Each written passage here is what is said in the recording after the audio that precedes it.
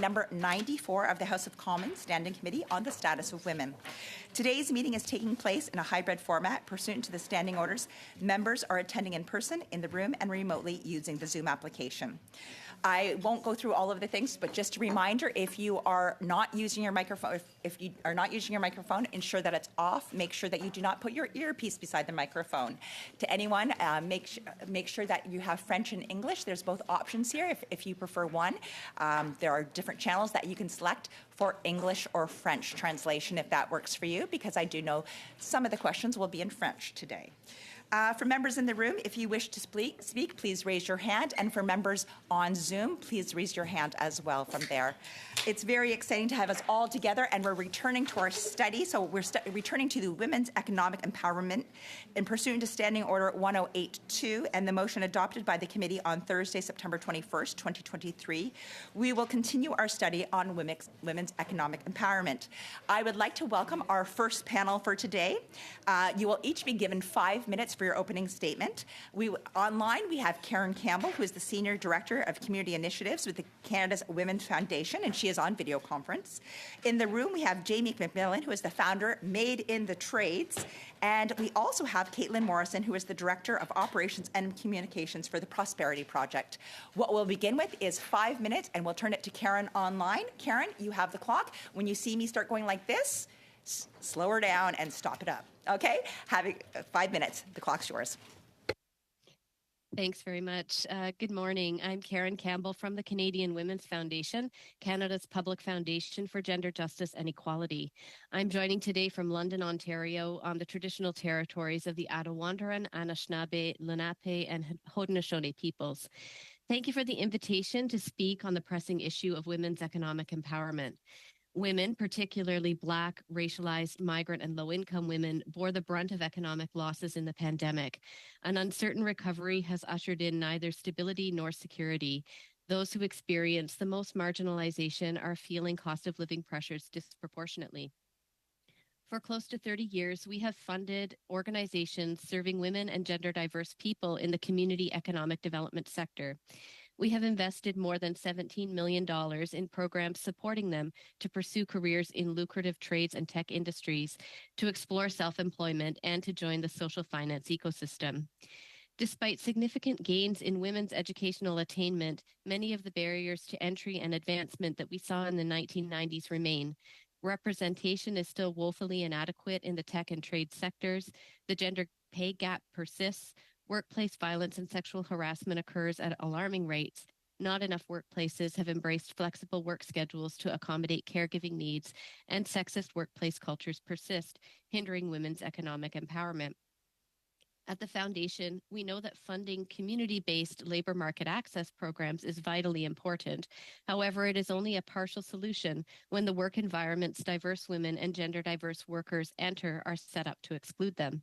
Transformative culture shifts in male-dominated sectors and policies that support systems change are needed to achieve women's economic empowerment. In recent years, we've seen an exciting example of this kind of transformational change. For a decade, we funded an organization called Women Unlimited that partnered with Nova Scotia community colleges to provide pre-apprenticeship training and wraparound supports to women entering the skilled trades. In 2021, that program was formally integrated into the college system, and a wraparound supports fund for women was established to enable their full participation in their educational program. The integration of Women Unlimited into the college system demonstrates the school's commitment to providing gender-specific supports that students need when training for and entering a male-dominated field. At the Foundation, we have taken on a range of strategic partnerships that build momentum for transformative change. For example, in 2018, we partnered with YWCA Canada, Catalyst Canada, and Plan International Canada on a project called In Good Company, where we work with a small, motivated group of businesses in the skilled trades and tech sectors to enhance their diversity, equity, and inclusion practices, with a view to modeling what it takes to build more inclusive and welcoming workplaces for diverse women and gender diverse people. Over the decades, we have seen that women and gender diverse people often turn to self-employment because of the barriers and the forms of discrimination they encounter in the labor market. Many of these entrepreneurs are motivated by social justice goals. They are not interested in replicating the barriers and challenges that have impeded their economic empowerment. Last year, we welcomed funding through the Government of Canada's Women's Entrepreneurship Strategy, which has enabled us to support Black, Indigenous, and racialized women and gender diverse entrepreneurs to build businesses grounded in feminist business practices that foster inclusive workplaces and build equitable local economies.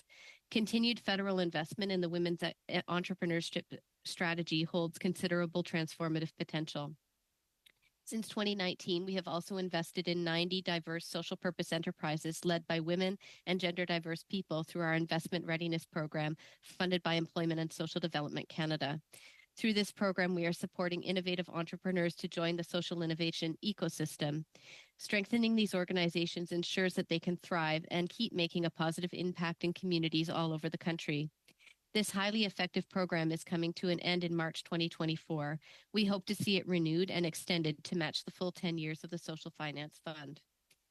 With that said, the economic empowerment of women and gender diverse people requires more than the kinds of investments that the Canadian Women's Foundation can make, even as Canada's largest foundation focused on gender equity. Systems change, such as the development of national affordable childcare, closing the gender pay gap through effective pay equity policies, and creating affordable housing targeted to women and their families is essential.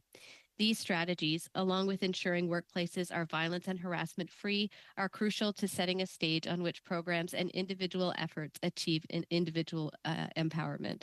Thank you. Thank you so much, Karen. And you can tell that you've done this before, like 5 minutes on the dot. Anyway, we're now going to move over and we will be speaking to Jamie McMillan, who is the founder of Made in the Trades. Jamie, you have 5 minutes. All right, I'm very new at this, but thank you very much. So I'm speaking from a perspective of a woman in the trades, and by women in the trades, I am a contract worker, so it's very different than full-time employment. I am a very proud woman in trades and love to support women in trades. However, I promote everyone in trades. I am about equality, inclusion, and diversity. Recruitment is very easy. I am part of an effort to recruit the next generation of skilled trades workers through Made in the Trade, where I'm a professional speaker, and through Kick-Ass Careers, or Made in the Trades as well, as an educator to kids in school, all the way from pre-kindergarten right through to kids of all ages that will listen to me, including full-grown adults. I love speaking to kids, and I do speak to kids all over North America and specifically across Ontario. I get to speak to employers as well. My message to kids is always the same. It's about promoting and supporting skilled trades as a viable career pathway for anyone, regardless of differences. I don't find that recruitment is an issue at all. I find recruitment is very easy. Retention, however, is not as easy. I would like people to start looking at the statistics of people that enter, and instead of looking at people entering into the trade, I would like to see the statistics for people retiring from the trade. I think the numbers would be extremely different. There is a lack of opportunity in the skilled trades, which is a barrier for recruiting the next generation into the skilled trades. We have a lack of funding for co-op opportunities. Students aren't getting co-op opportunities. Apprenticeship opportunities are very few. They're not working a lot of times with the school programs, and employers are not willing to take on first-year apprentices or newer apprentices a lot of the time, despite the labor shortages.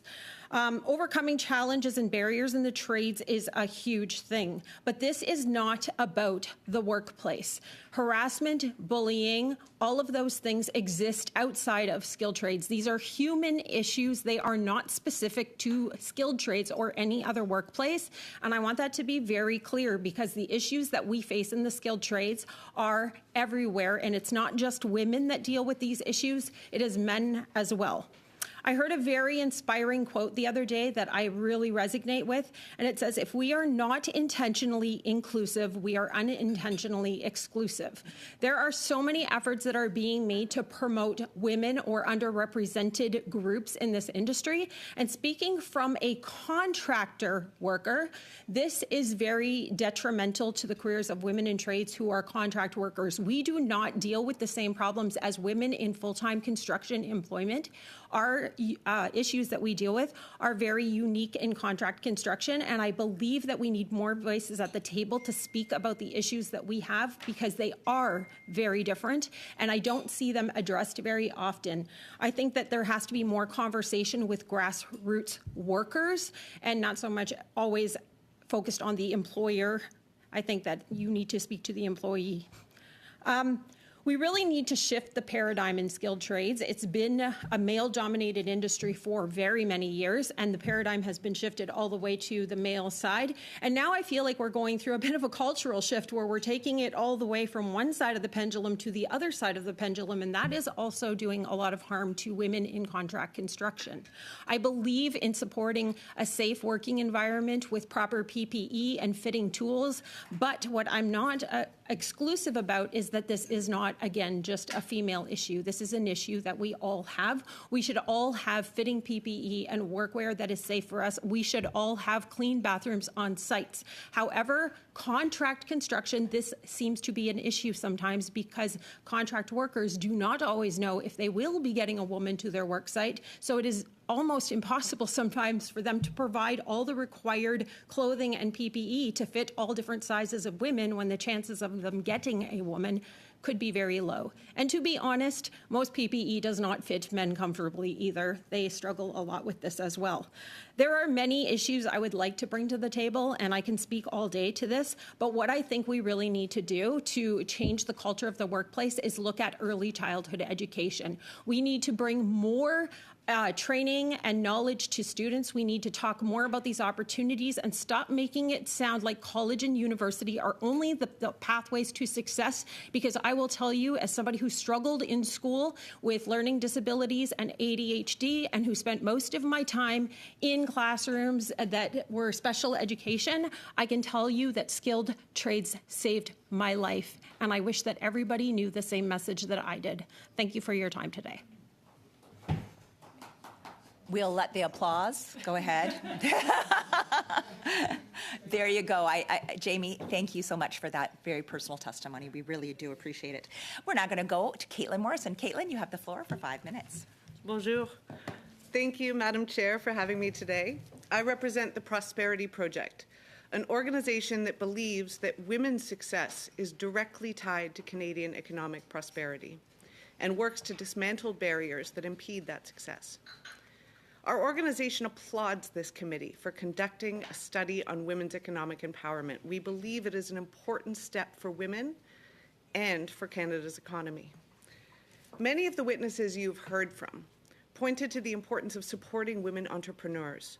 We see merit in this thinking, but we believe that this only addresses part of the gender inequity problem. The advancement of women in corporate Canada is also of critical concern. One of our organization's key initiatives is the collection and analysis of data related to gender equity and diversity. Our annual report card assesses gender disaggregated data from some of Canada's top 500 corporations by revenue. To be more specific, we look at the number of Black women, Indigenous women, women of color, women with disabilities, and 2S LGBTQIA+ women at 4 levels of leadership. Our 2023 report has been circulated to the committee. Members will note that this report shows worrying trends. It shows a significant year-over-year drop in women in the pipeline to leadership. This indicates a possible reversal in trends toward gender equity in the years ahead. In 5 to 10 years, we worry about who will be sitting at the decision-making table. More troubling are stats related to Black women, Indigenous women, women of color, women with disabilities, and 2S LGBTQIA+ women. These groups remain all but absent from high-level leadership roles in corporate Canada.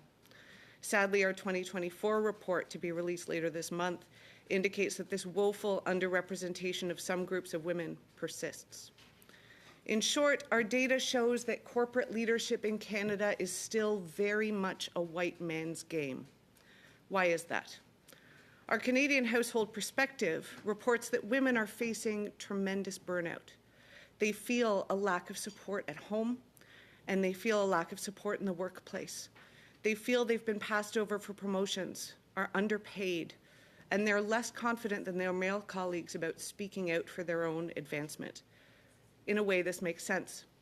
Corporate Canada was not built with women in mind. It certainly was not built with racialized women in mind. This is why the entrepreneurship model seems so appealing. It is easier sometimes to build something new than it is to change established practice. And yet we believe that Canada must address the inequities in established practice to create widespread economic empowerment for women. I come here today with a challenge for this committee and the government to support a corporate model that uplifts all women and encourages their advancement. First, encourage and support the collection of gender disaggregated data in Canada at all levels of leadership, including pipeline to leadership. As one of the few organizations to collect such data, we know this is not an easy task, but we know it is crucial. To address inequity, we must have a clear understanding of where women stand in corporate Canada, and not just with an eye for gender. The status of women from underrepresented groups must also be tracked. One cannot fix a problem of inequity unless one can detect it.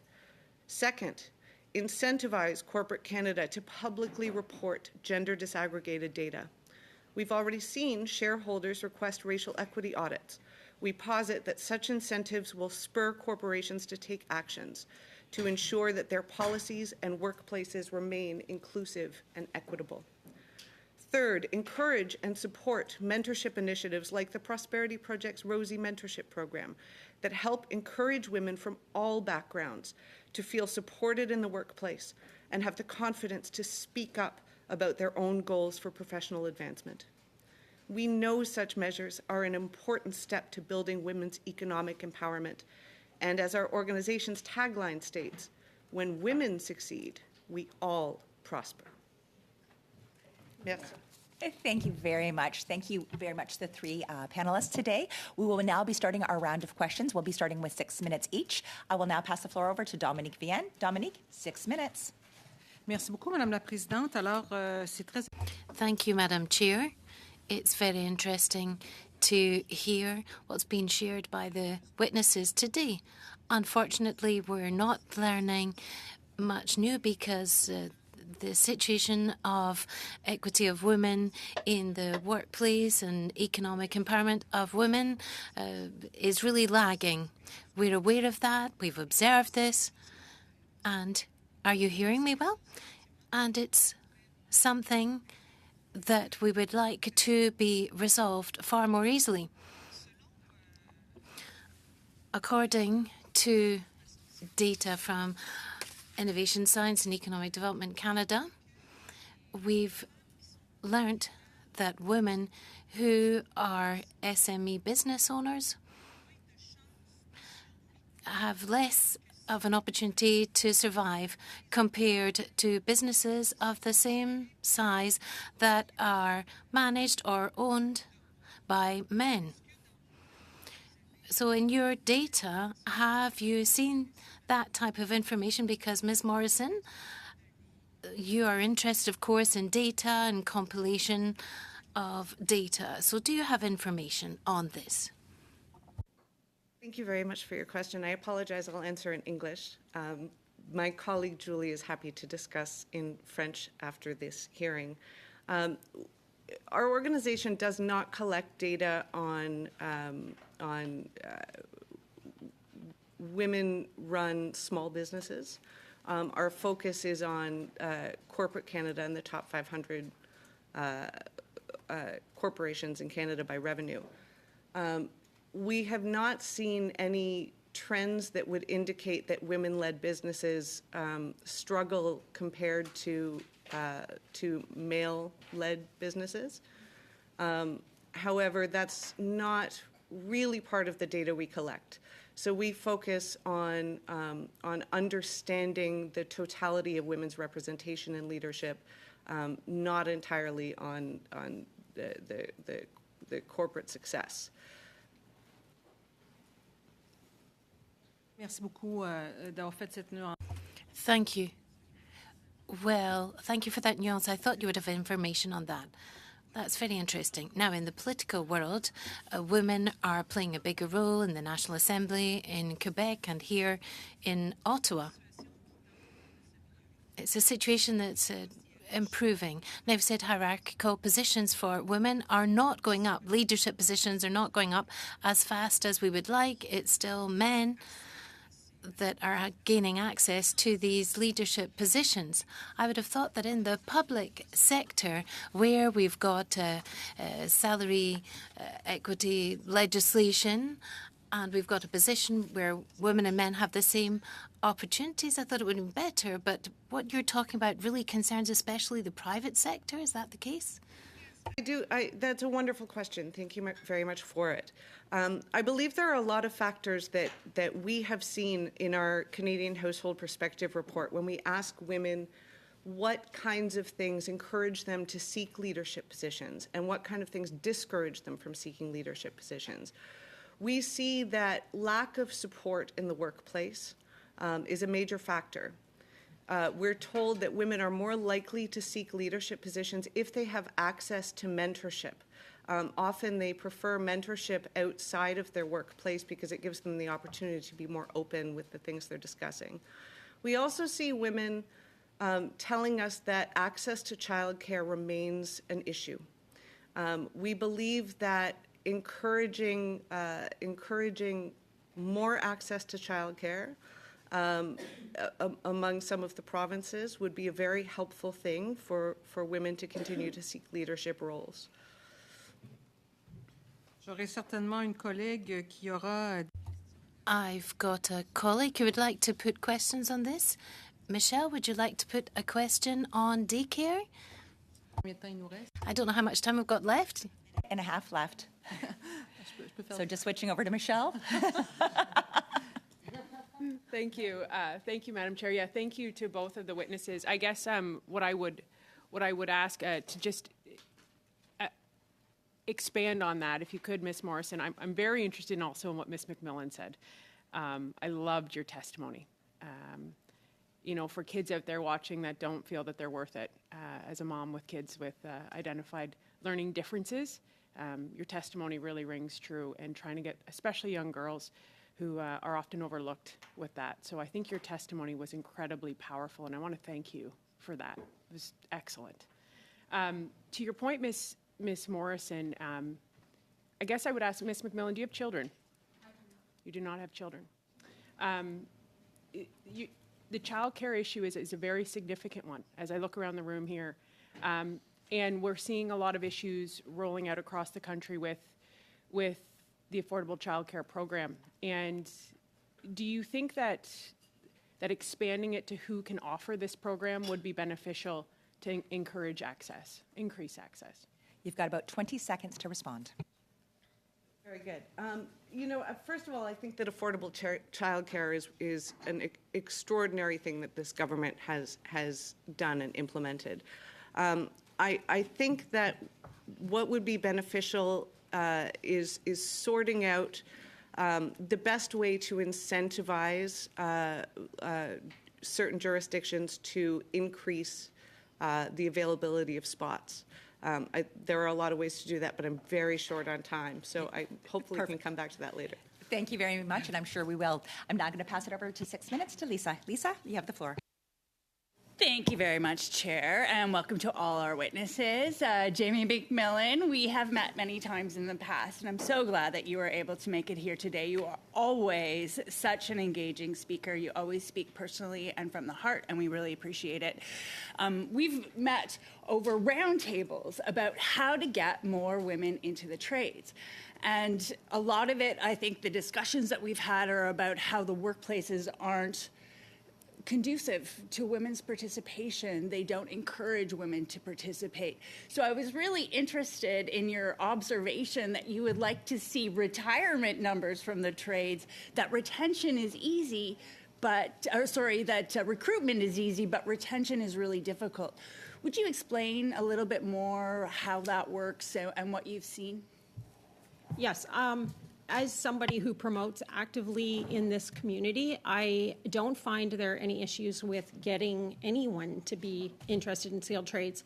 But we do have a lot of issues when it comes to skilled trades because they're not viewed as viable pathways or lucrative pathways. People think that there's a lot of misconceptions that it's not a good job, that it's a terrible, hard work, and there's a lot of reasons why we can't keep people in the trades once we get them in. So once we get past all the challenges and barriers and convince people that these are lucrative pathways, some of the problems we have is that, yes, women are underrepresented in this industry, and because this is a human issue and not a women's issue, it does take women with a bit of a thick skin and a good sense of humor to stand up in the face of that animosity sometimes. And for me, I like the challenge. I think success is the best revenge, and if somebody tells me I can't do something, I am going to do it better than them.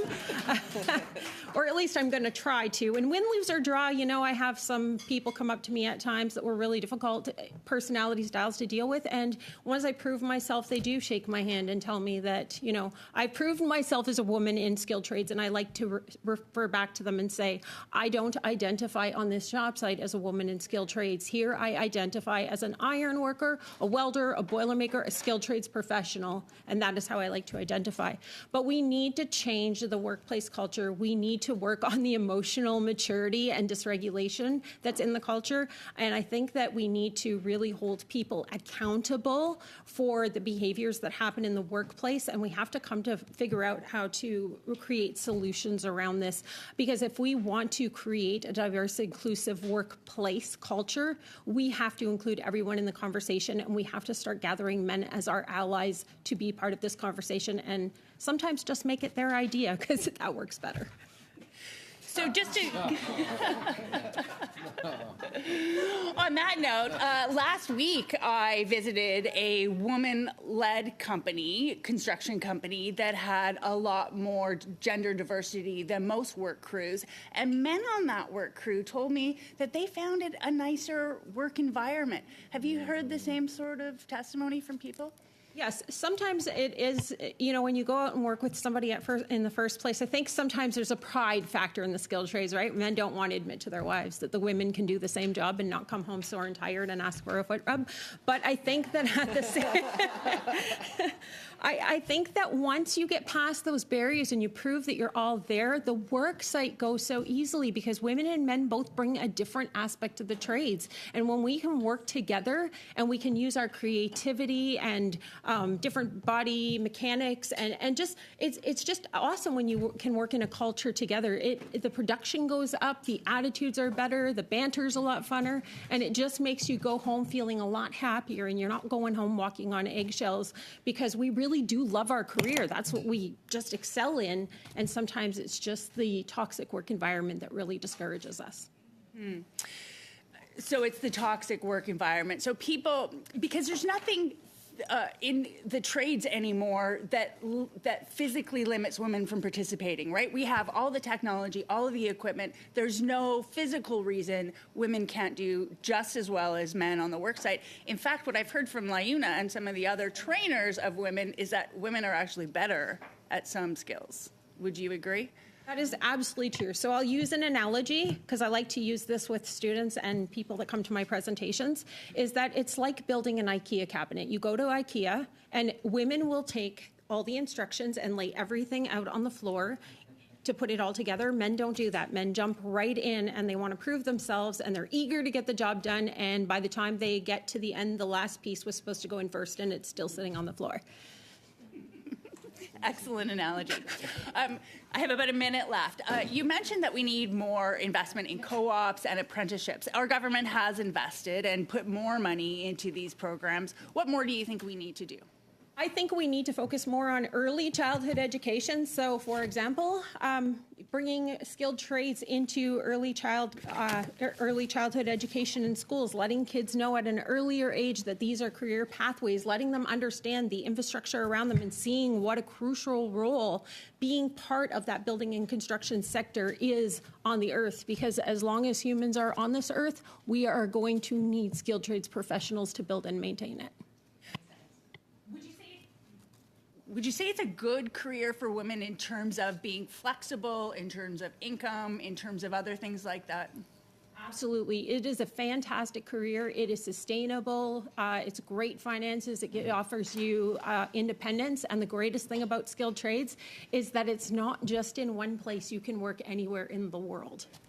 Great. Awesome. Thank you so much. We're now going to move it over to Audrey LaRoche. You have 6 minutes. Miss. Thank you very much, Jamie and Caitlin, for being with us today, and also Karen, we're not forgetting you. You're with us remotely.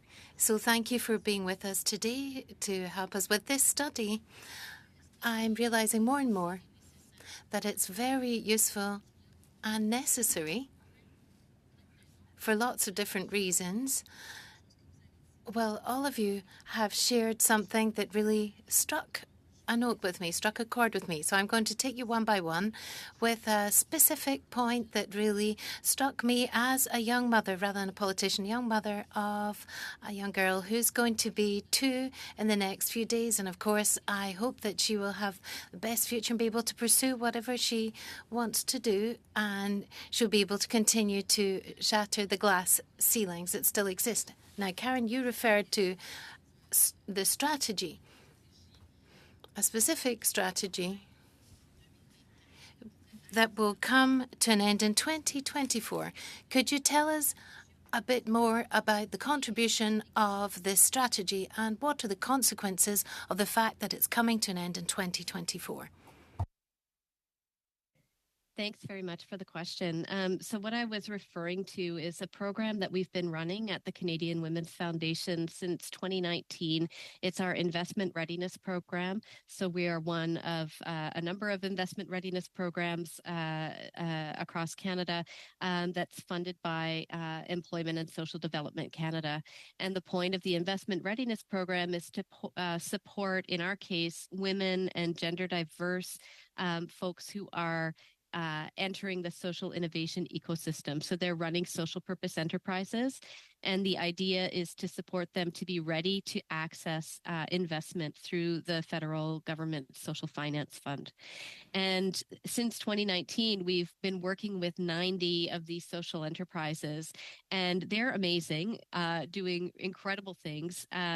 They are really focused on social good and gender equity outcomes as a way of building a more inclusive economy. And they're really breaking down the sorts of barriers that we see to entrepreneurship and access to financing and all of these things that keep women and gender diverse people out of being able to build, sustain, and grow their businesses. And so we've been working with these 90 social enterprises over the last little while, and we're supporting them to be able to really take their place in the social innovation ecosystem. It's been a really highly effective program. We've been supporting them to develop their business plans, to develop their marketing strategies, to know how to access financing that can be very, very difficult, especially for Black, Indigenous, and racialized entrepreneurs. And this program is really successful. But as I say, it's the funding for this is coming to an end, and so that means that we will no longer be able to support these social enterprises. So we're hoping that the investment readiness program of ESDC will get renewed. We're not certain that that will happen. So the implication of that is that we won't be able to offer those supports to those organizations anymore. Surtout que traditionnellement, and in particular, traditionally, women are not so much risk takers as men when it comes to launching themselves into a business. So that's why we need to have this type of financing for women entrepreneurs, don't we? Yes, I think so. And I think it's very interesting to see how women and gender diverse people who experience barriers to labor market access, they go into the workforce, they experience hostile work environments, they experience discrimination and violence and harassment in the workplace. And so many of them turn to entrepreneurship, to self-employment as a way to, as my co-panelist mentioned, sort of make their own way and create different standards in the businesses that they will run. And so there is a tendency to see businesses that are run by women and gender diverse entrepreneurs having this sort of social good at the heart of what they're doing. And this is not not because women are very altruistic and kind-hearted in ways that men are not. It's not as essentialized as that. It's really a matter of having had these experiences and not wanting to replicate them in the businesses that they create. They are worth supporting. They are worth incubating. They are deserving of the kinds of programming that organizations like ours can provide. And so we hope that we can continue it. Merci beaucoup. Je crois qu'il me reste une minute, Madame la Thank you very much. I see we've just got 1 minute left. So now for Jamie, I was really struck by what you said, in particular, when it comes to non-traditional or skilled trades.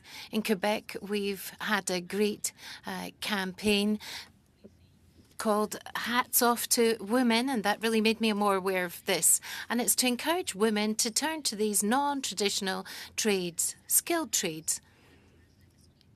But of course, it's a question of education in the provinces.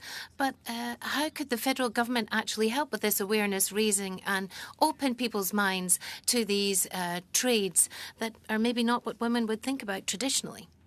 About 20 seconds max, okay? Okay. Je reviens.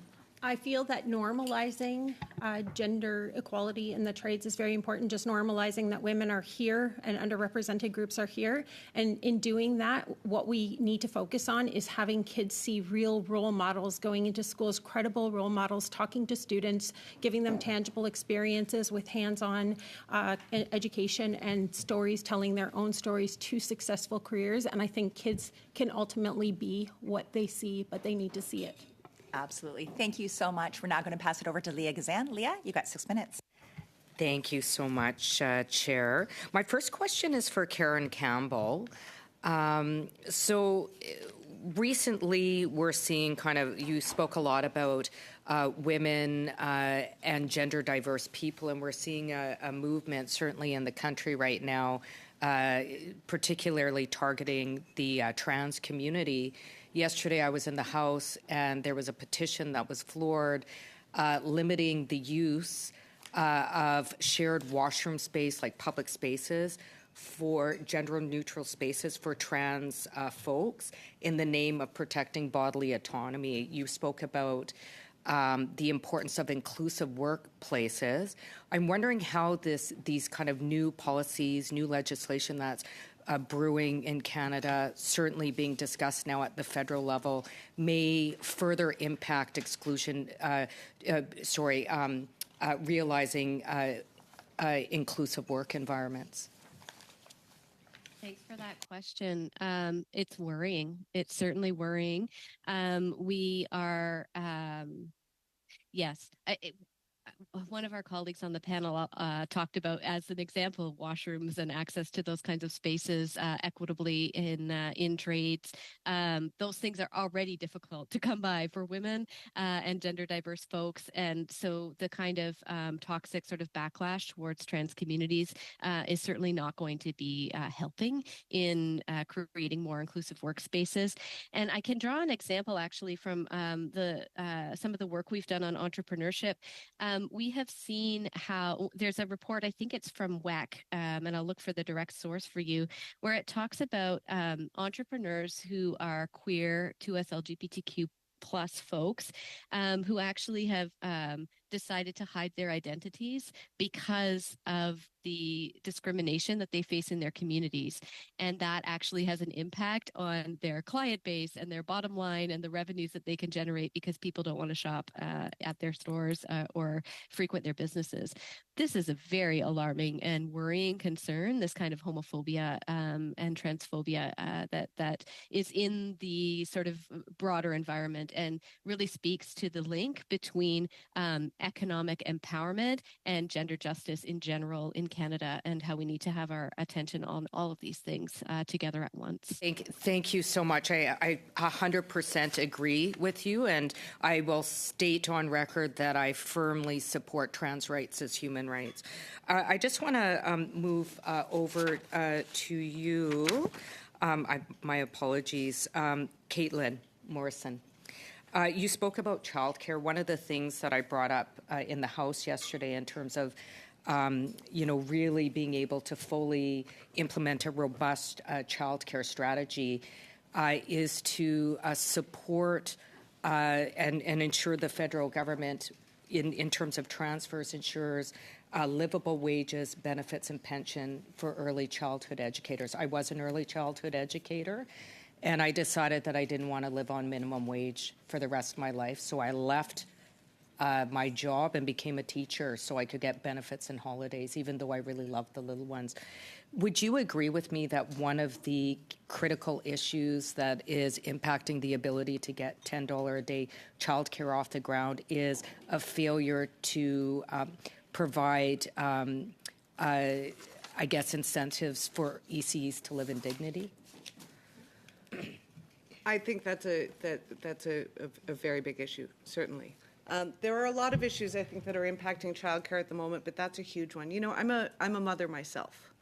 I want the best for my children. My daughter, who's at daycare age, I want her early childhood educators to be insightful, intelligent, build her with the knowledge and the skills that she needs to do well in school. And I think that not only would it be important as a way to draw more people to the early childhood career to ensure that they are properly compensated for the work that they're doing, but I think it would also sort of draw the best of the best. And I don't think there's a single parent in this country who doesn't want their early childhood educator to be the best of the best. Thank you so much. I totally agree with your assessment. Jamie McMillan, thank you so much for your testimony. Like you, I kind of waffled through school and became a professor. But, school was a trip for me. So good on you and for everything that you're doing today.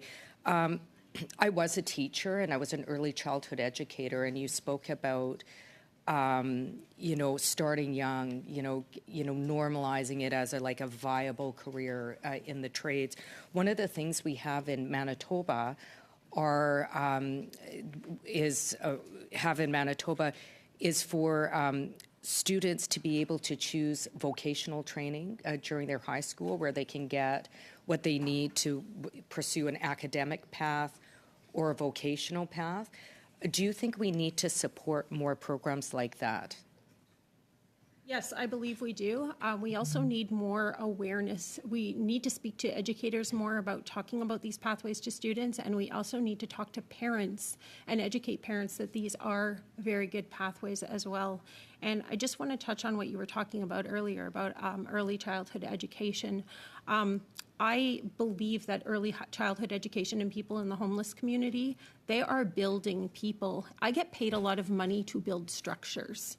And it really upsets me that I see that people that are building people don't have that same funding and support. Thank you very much. We're now going to pass it over on our second round. Anna, you have the floor for 5 minutes. Thank you, Madam Chair, and welcome back, Karen. Nice to have you back. Jamie, thank you so much for sharing your background and being so open about it. I think more and more people have to realize that, we might have some disabilities or maybe some issues, but they can be overcome with the strength, and you've obviously proven that. So congrats.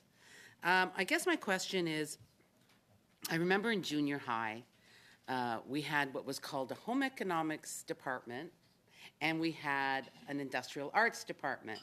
So in the middle of the year, we would switch. The home economics, which was 100% female, and the industrial arts classes, which was 100% male, would switch. We would go and learn the basics, and the guys would go and learn the basics as well. Because let's be honest, when you move out and you go to university, you have to learn how to cook for yourself. And one of the things I found really interesting was at the end of that semester, and this was in grade 8, so we were still quite young. There was a project that was assigned to us, and at the end of the year, everybody rated who did the best, and I can't remember. It was like a clock, and a girl won it. she won the contest over the guys.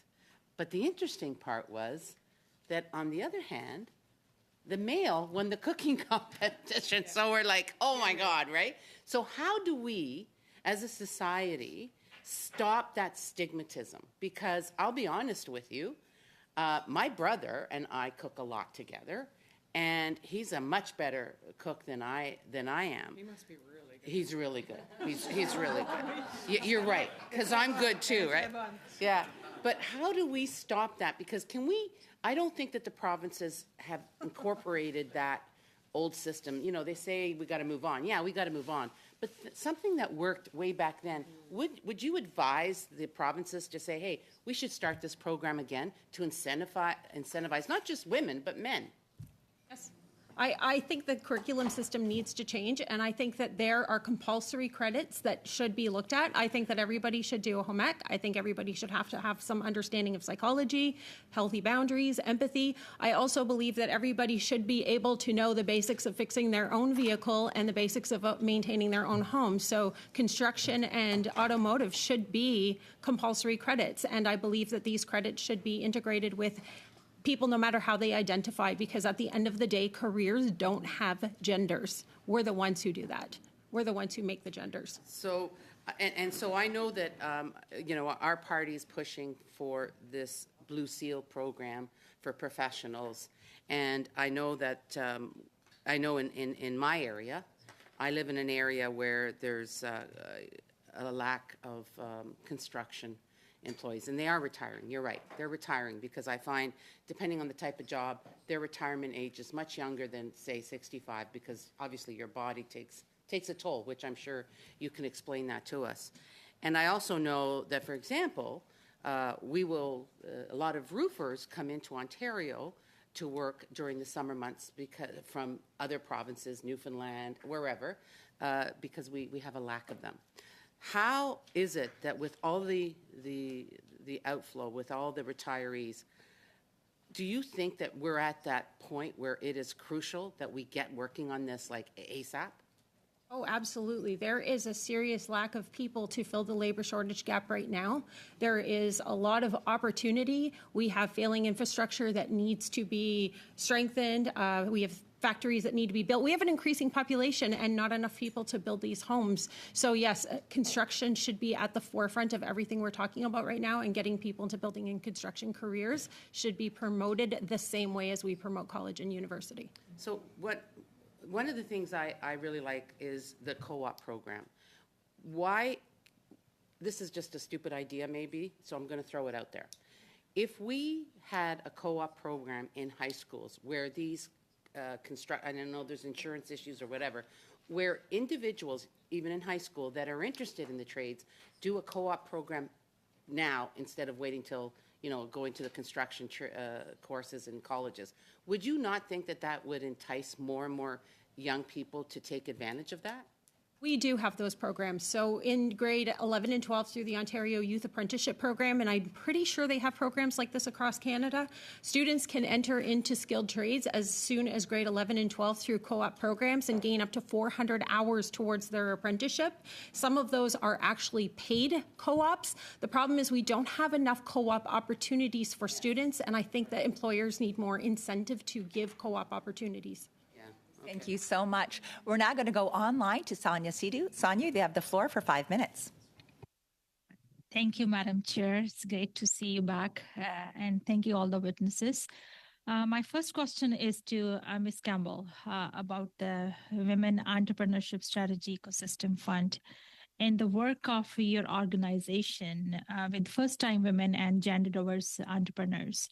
What recommendation can you give to this committee about helping first-time women entrepreneurs start when they're starting their first business or company? Thanks for the question. The Women's Entrepreneurship Strategy is really incredible, and it has supported a number of women and gender diverse people on their trajectories to starting, scaling, and growing their own businesses. I would say that for those who are just getting started as entrepreneurs, one of the biggest issues is around access to financing, access to capital. If you are uninitiated in financial jargon, it is very intimidating to approach a bank with your business idea and then to be met with the sort of notion that their business idea is too risky, or that they don't have enough collateral to be able to pursue their business idea without any kinds of extra supports in place to help them to be ready to access that kind of financing. That's really discouraging. A lot of women and gender diverse folks who are self-employed are doing this as sort of micro enterprises, right? Where they are they're solopreneurs. They're working on the thing that drives them, that it's their passion, and they're trying to sell these things, and it's not necessarily able to sustain themselves and their families, but there is growth potential there. So it needs to be nurtured and supported and incubated, and that's what the women's entrepreneurship strategy is helping to provide, that sort of holistic approach to supporting these people to get their businesses going and to access the capital they need. Thank you. My next question is to Ms. McMillan. Last month, I got a chance to announce more than $2 million on behalf of the Minister of Employment, Workforce Development, which is towards to a network of colleges, including Sheridan College in my riding, together with the UNIFOR, 300,000 contribution for women in Red Seal trade programs. It was exciting to see many like-minded leaders working towards increased women's participation and retention, which you were talking about earlier. Can you speak to this committee about the importance of working side by side with the unions and educational institutions to increase women's participation in skilled trades? Oh, that's a loaded question. I can say a lot to the subject, and I'm trying to think of what and how to approach this. Yes, I think that, so with unions and colleges, they have two sort of different paths. When you go through a college career, you're paying to go to school usually up front, and then you're continuing your apprenticeship after. So you're looking for an employer to sponsor you for your apprenticeship once you've completed college. I always think that college is a good pathway for people who are definitely academic. It will help you learn and climb up the corporate ladder quickly, and that is a good way to approach it. And then for somebody who goes directly out of school and say goes into a unionized apprenticeship, you are not getting as much of the theory side, but you're getting hands-on, and that's where you get a lot of people in skilled trades that are very similar to people like me that are hands-on learners. We struggle academically, and those are the people that you would probably want to recruit and recognize that would be good candidates to be in those skilled trade apprenticeship pathways. So for women, and well, for any group, for any underrepresented group or any group at all, I think that it's crucial that we promote these pathways more and let people understand the difference between the college pathway and the union pathway. And I think that it's important that we all get along and understand that these are all the choice of the person, and that people have the right to choose what they want to do, whether they want to go to college, work union, non-union. We're all entitled to work in a career that makes us happy and take it the way we want it to be. 20 seconds. Thank you. And Ms. Campbell, my next question is just coming back to you, is on the Women Entrepreneur Knowledge Hub. Can you share your best practices with this committee, what you have learned from running this program and support women and gender diverse entrepreneurs? And my question is also a data perspective too, how to collect data too. Karen, you have about 20 seconds. Okay, I'll just clarify that the Women's Entrepreneurship Knowledge Hub is not our initiative. It is under the Women's Entrepreneurship Strategy, but it is an amazing hub for data, knowledge generation. If you're looking for thought leadership on what's happening for Black, Indigenous, and racialized entrepreneurs in Canada who are women and gender diverse, that's the place to look. And we have our own research that will be disseminated there as well. Thank you so much. We're now going on to our 2.5 minutes, and I'll pass the floor over to Adrienne LaRoche. 2.5 minutes, Adrienne. Merci beaucoup, Madame la Présidente. Thank you very much, Madam Chair.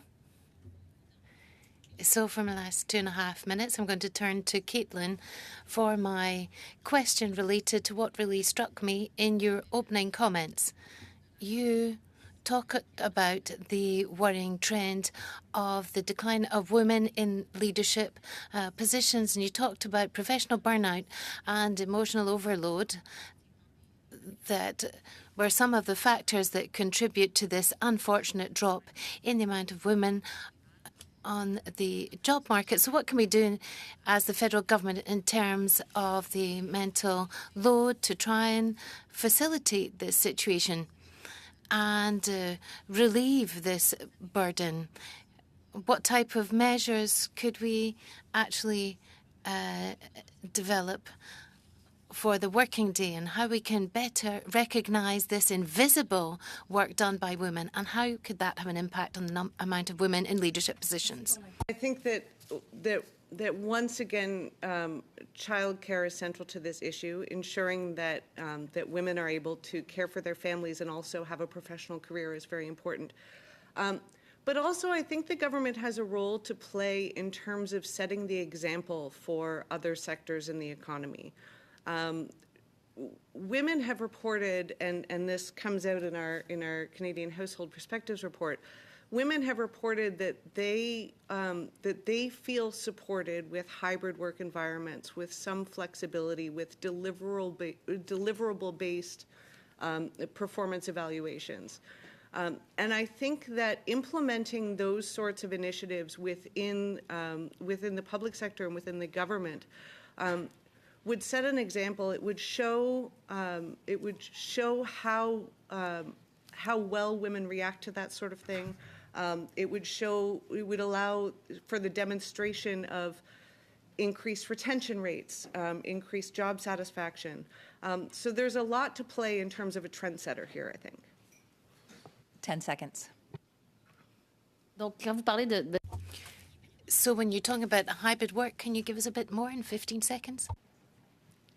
Well, you know, the outright return to the workplace, I think, is a bit sort of too heavy-handed, and it should be considered more logically and more with a view to when it actually benefits the workplace to be in the workplace, as opposed to times when it might be more beneficial to all to do things in a remote way. Perfect. Thank you so much. We're now going to move it over for our last questions from Leah Gazan. Leah?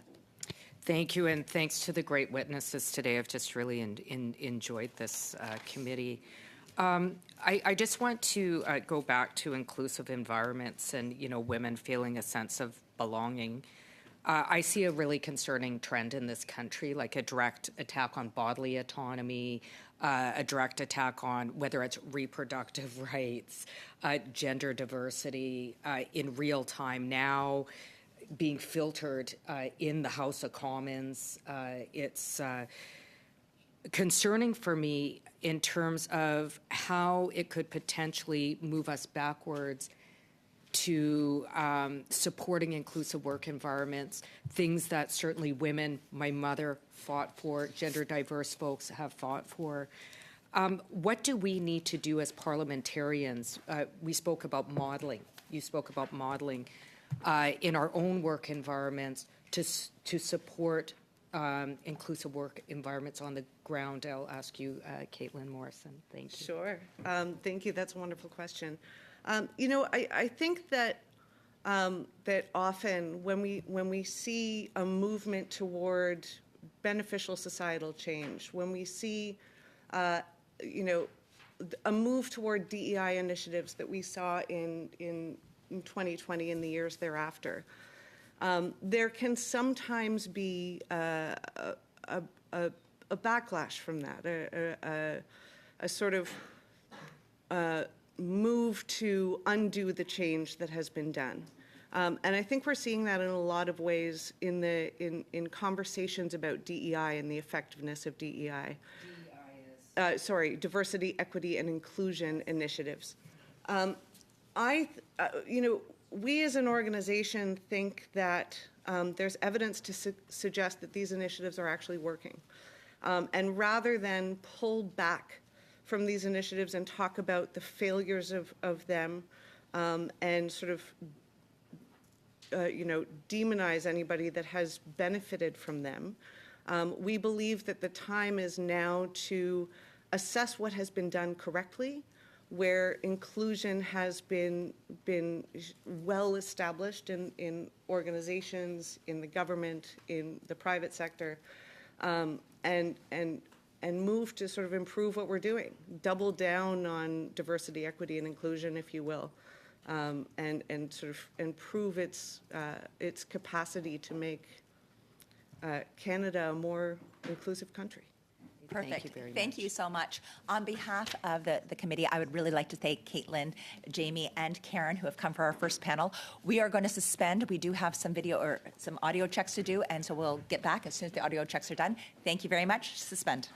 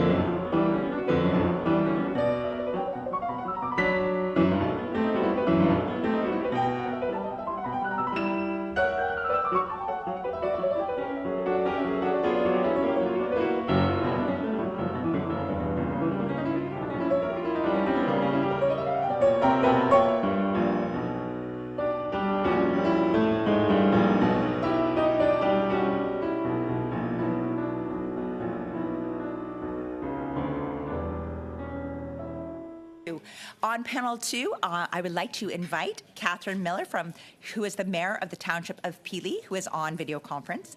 We have Andrea Hannon, who is the executive director of the Association of Daycare Operators of Canada, also on video conference, and Peter Maddox, who is the president of the Direct Sellers Association of Canada. What we'll be doing is we'll be providing you each 5 minutes for opening remarks. When you see my hand start going like this means wind it up. So I'm going to begin with Catherine Miller, and I'll pass the floor over to you for 5 minutes. You have the floor, Catherine. Thank you, Madam Chair and honorable members, for the opportunity to speak with you today. I'll be presenting a bit of a different perspective, I think, today. I'm from the 9th smallest municipality in Ontario, the township of Peely. I'm honored to serve as the township's first elected mayor, alongside a majority female council, supported by our township's entirely female senior leadership team, our small isolated community is neighbor to Essex County, led by a female warden for the first time. Our provincial police services of the West Region is led by a woman. The CEO of the healthcare network that supports our island is a woman. The director of the Crown Corporation that provides ferry services to our island is a woman and happens to be a captain. The only general store and gas station on our island is run by women. The largest farming and privately owned estate winery operation on our island, and in fact across Canada, is led by a woman. Women in leadership is just a first step. Imagine the landscape if that were the case for the next 100 years, or had been for the past 100. When women feel supported, healthy, and able, they can stop focusing on keeping themselves safe or fighting for a voice and advance the work of creating prosperous environments for us all. Women on our island and that support our island are not afraid of work. They work hard at their day-to-day jobs, and in our rural municipality, generally, they remain the caregivers at home with no daycare services, senior living supports, or personal care workers on the island. Many of Pelee Island's women are going home at the end of the day and caring for their families and their neighbors, young and old. Women in my community are not only contributing economically, but they are the backbone of caring in the community.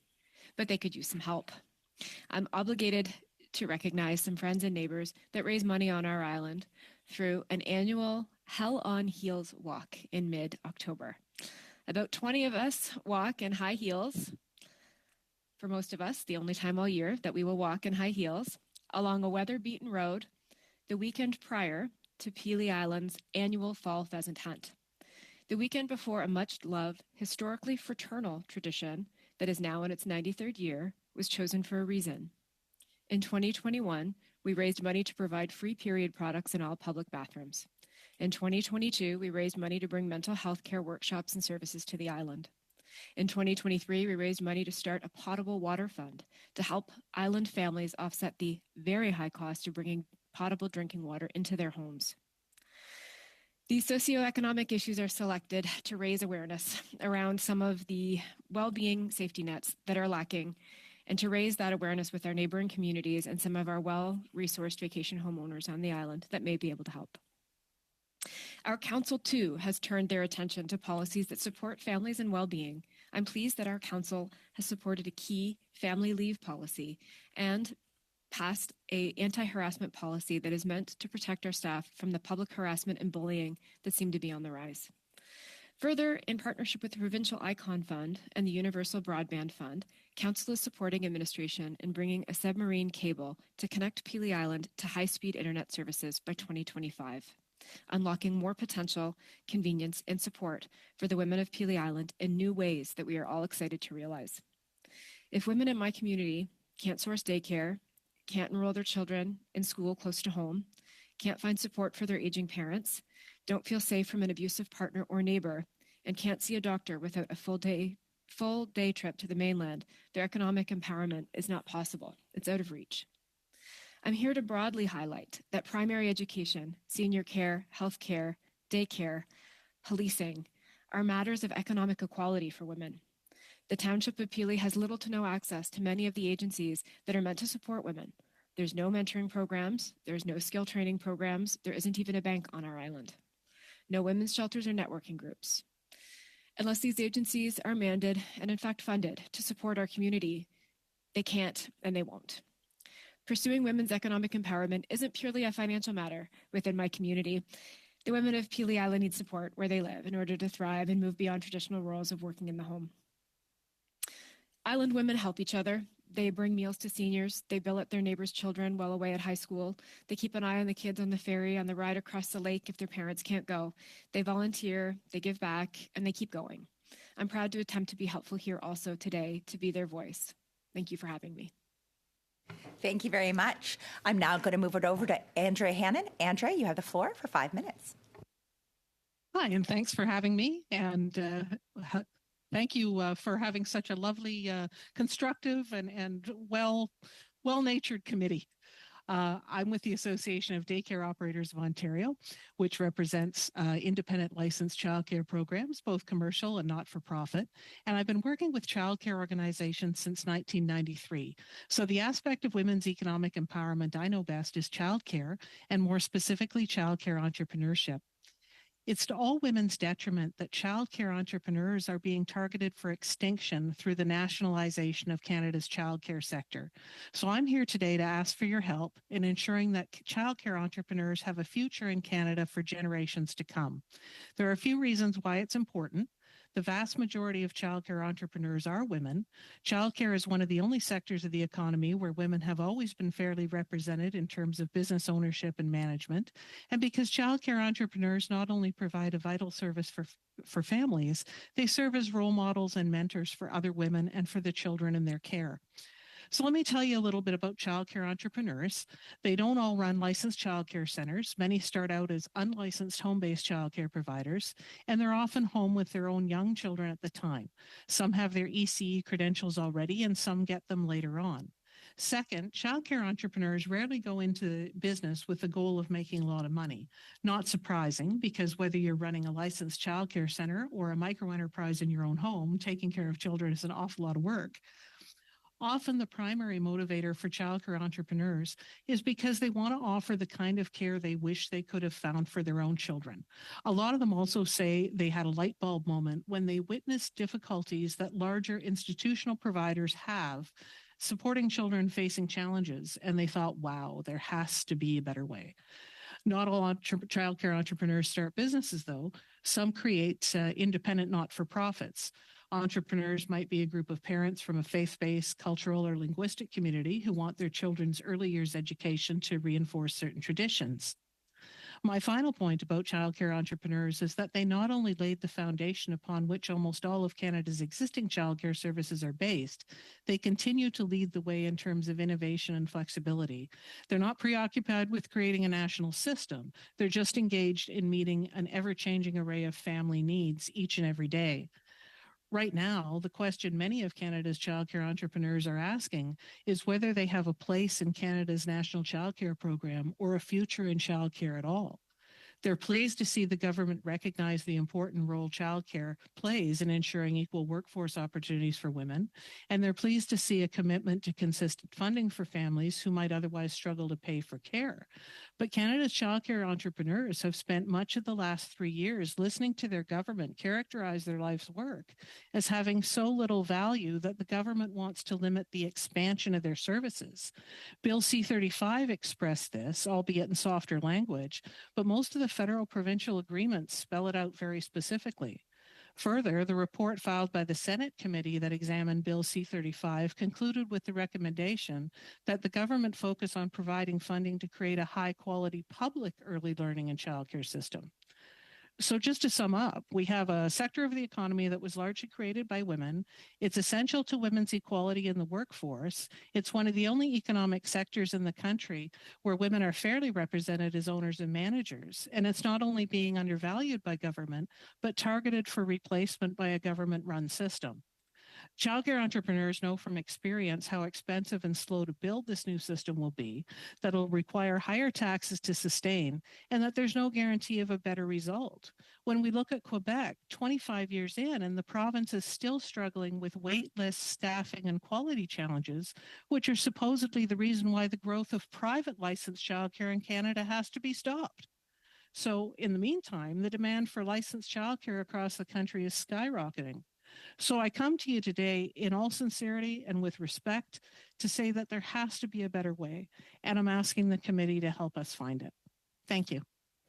Thank you very much. We greatly appreciate that. We're now going to move over to Peter Maddox from the Direct Sellers Association. Peter, you have the floor for 5 minutes. My name is Peter Maddox, and I'm the president of the Direct Sellers Association of Canada. Thank you to the chair and to the committee for giving me this opportunity to speak today. DSA Canada is a national association founded in 1954. We have over 65 members across Canada, which include well-known and respected brands such as Mary Kay Cosmetics, Pampered Chef Cookware, Avon Cosmetics, and Cutco Knives. Every year, the direct selling sales channel accounts for an estimated $3.4 billion in Canadian retail sales, creates $1.4 billion in tax contributions, and contributes $1.5 billion in personal revenue to the over 1 million Canadians who participate as independent sales consultants, 84% of which are women. Similarly, many of our member companies have strong women leading their corporate executive teams in Canada. For many decades, direct selling has empowered women by offering business training and opportunities to build new skills and independence. Firstly, as an introduction to entrepreneurship and business ownership, direct selling is an inclusive avenue for Canadians to develop important transferable business and life skills, including sales and marketing, leadership, networking, and financial management. Our member companies commit millions of dollars every year to training women in competencies that benefit their careers, both in direct selling and in their broader working life. Secondly, ethics and trust are central to everything that DSA Canada stands for, and our members and their salespeople learn about and commit to our code of ethics annually. Finally, direct selling helps to build and maintain strong social networks, connecting people in local communities, particularly women and seniors, and proving healthy for mental and social well-being. Annually, DSA Canada, our members celebrate Direct Sellers Day to recognise positive stories and inspiring people from our industry. I would like to briefly recognise a couple of last year's award winners. Wendy Castillo Varela of Monate Global is a single mum who immigrated to Canada and speaks Spanish as a first language. She successfully started a construction business, but when COVID hit, she was forced to be at home with limited income. When she was introduced to Monate products, she found great success with them by sharing them with her Spanish-speaking community. In 2023, she won DSA Canada's Direct Seller of the Year award. Camilla Eves of Arbonne, Canada, is an actress who started her direct selling career 15 years ago to fill income gaps. It didn't take long for her to fall in love with direct selling and to help others to achieve their potential.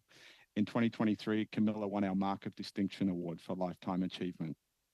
These two stories hopefully provide a glimpse of how empowering our industry can be. To assist women to overcome barriers and find empowerment via business, DSA Canada submits the following recommendations for this committee. Firstly, we ask that government continues to support independent contractor status. Our consultants are classified as independent contractors and have the freedom to commit varying levels of time and effort to their role. It is important that government policy discussions relating to the gig economy and the evolving reality of working Canadians carefully consider the impact any legislative or regulatory changes could have on true independent opportunity. Secondly, broadband internet access is vital. Without universal access to high-speed communication technology, both direct selling businesses and other entrepreneurial opportunities for women are negatively impacted. This in turn impacts the general economic well-being of Canadian communities. Government must continue to invest in this tool that democratises opportunity. We applaud existing efforts, but more dollars and determination are needed now to rapidly connect Canadians. Thirdly, federal regulation must not hinder the ability of entrepreneurs to operate successfully. As an example, Health Canada is currently proposing to institute significant fees on natural health products of the type sold by many of our member companies. Not only do these fees appear excessive, but they will likely lead to a reduction in products marketed in Canada, reducing choice for consumers and entrepreneurial opportunities for Canadian women. As the government endeavours to empower women and create economic activity, they must consider the impact of fees and bureaucracy on opportunity and participation. The direct selling industry plays an important but often unsung role in the growth of the Canadian economy and the success of women. We look forward to continuing to work with the federal government to ensure that this mutually beneficial relationship continues. Thank you, and I welcome your questions. Thank you very much, Peter. We're now going to start our first round of questioning. That's going to be 6 minutes. We'll start off with Michelle Frary. Michelle, you've got the floor for 6. Thank you, Madam Chair, and thank you to our witnesses today. Great testimony to hear from you as we study economic empowerment of women in Status of Women Committee. My first question goes to Ms. Hannon, and very thoughtful, constructive testimony you have on childcare. You said some powerful words, that childcare entrepreneurs are being targeted for extinction through the nationalization of Canada's childcare sector. It's a pretty big statement, and we've seen in the news in the last few months some appalling headlines of what is happening because of the failed program.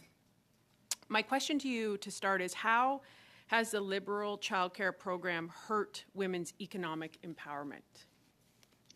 Yeah, so, it's a few things. First of all, there are many, many licensed childcare centers owned and operated by women. And the way the program has been implemented It was done without a whole lot of consultation, first of all, and it really doesn't take into account that, there are all these small businesses, and there's a hard cap in Ontario anyway, there's a hard cap on the expansion of childcare centers independently owned as licensed as businesses. So, even if you want to expand, you may not be able to. In terms of business startups, lots of newer programs in Ontario are not able to join the national system because you have to establish that you are financially viable. Well, if you're a new program, how do you establish that you're financially viable? There's just so many barriers to participation for women. And the way the system has been rolled out, there's not really any opportunity for entrepreneurship. There aren't on-ramps and off-ramps to the program. It's kind of all or nothing. It's just very, very challenging. Thank you for that. So I guess, the second question I would go into, I guess it would be an expansion on what you've just said then. How has the Liberal childcare program prevented empowering businesses owned or operated by women? I think that's hard for people to understand how this program would do that. And one of the things that has been said to me as a critic for this file is that this program has actually set women further back because they don't have the choice to go to work. They can't go to work. I have women in my office who are expecting a child, and they can't find childcare, so they actually can't go to work. So how? Sure. Go ahead.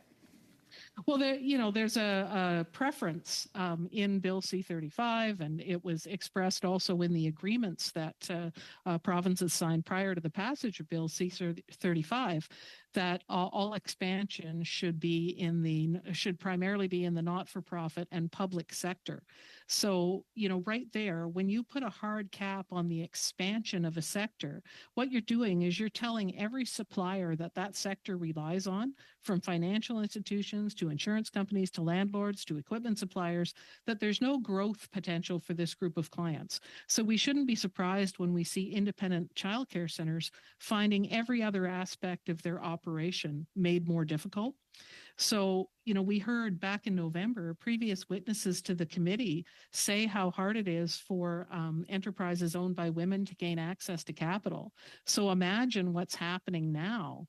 If you're a female entrepreneur and you need access to capital to expand your business, the government doesn't want you to expand and may not let you participate in the program. And also, think about what the government statements are. By expressing this really clear preference for a public sector system, they're saying that, these independent centers, they don't have a future. And the funding formula is a whole thing that varies by province a little bit based on their agreement. But the funding formula is also an issue. Thank you.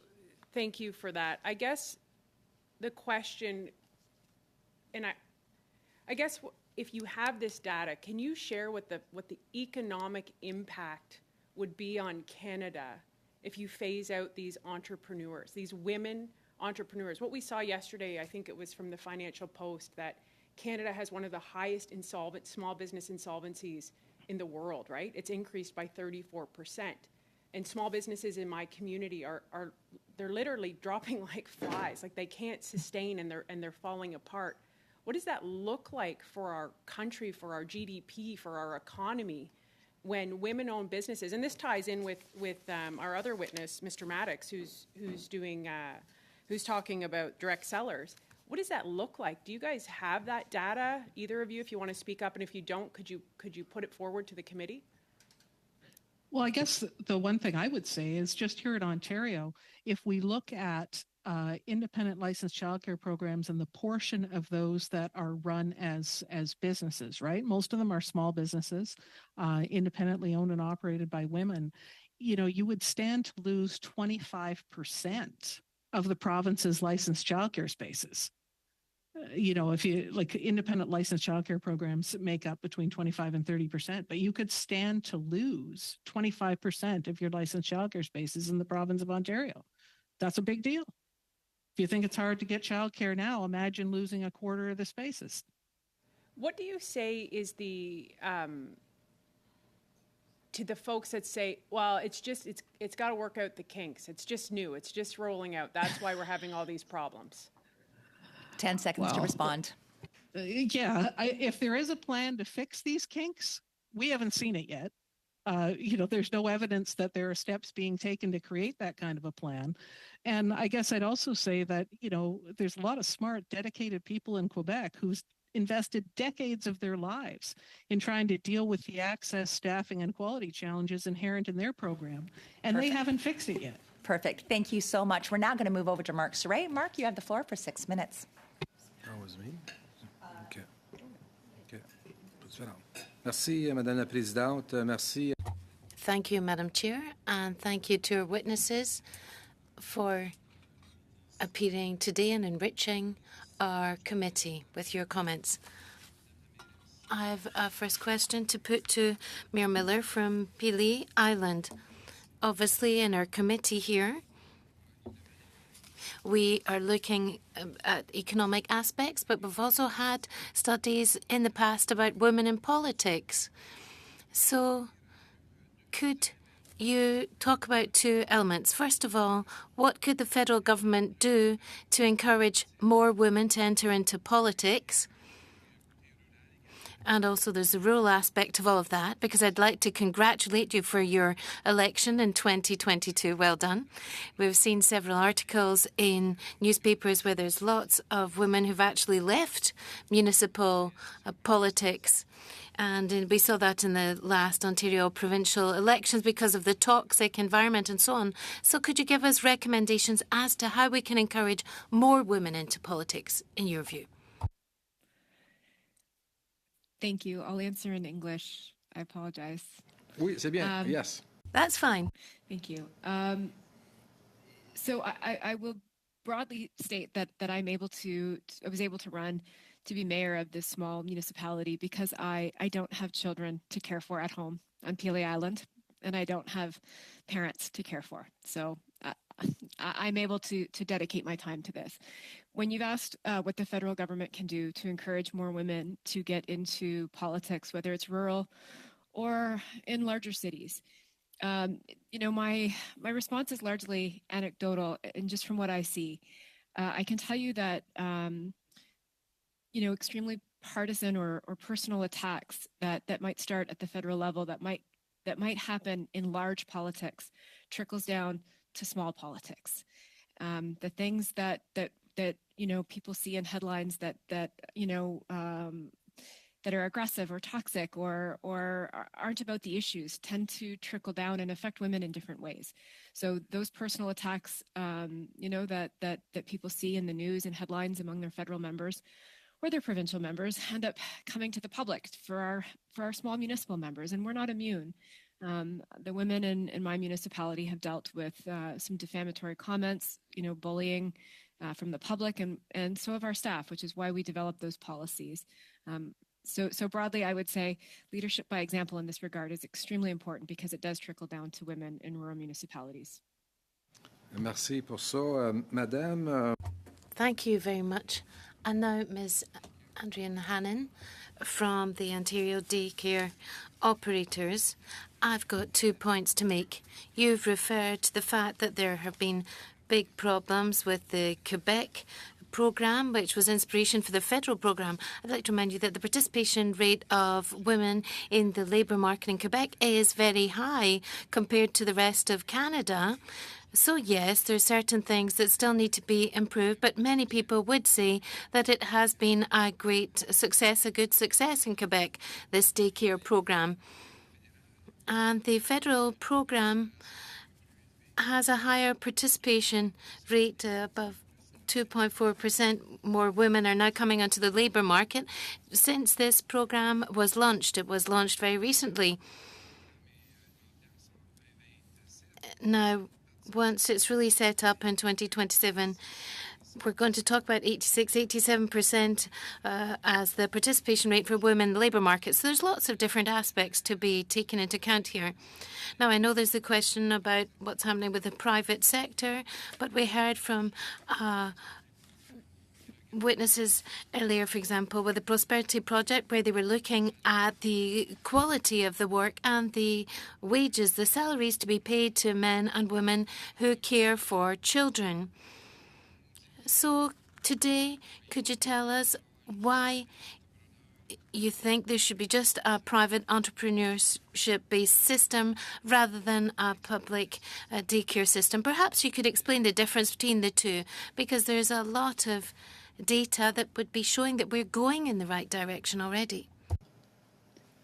Well, I think, first of all, we have to understand that the rollout of the program is quite different depending on what province that you're in, because each province and territory, for the most part, had a well-established system of childcare before the implementation of the Canada-wide Early Learning and Childcare Program. And, certainly, Quebec's system, it's developed in the culturally distinct province of Quebec. And if it's working for Quebec, that's great. Fantastic. It doesn't necessarily mean that it's appropriate for every province and territory to follow the same model. And the other thing, too, is, I wasn't advocating for a purely private sector system of childcare. What I was saying is that, there has to be a level playing field for all childcare.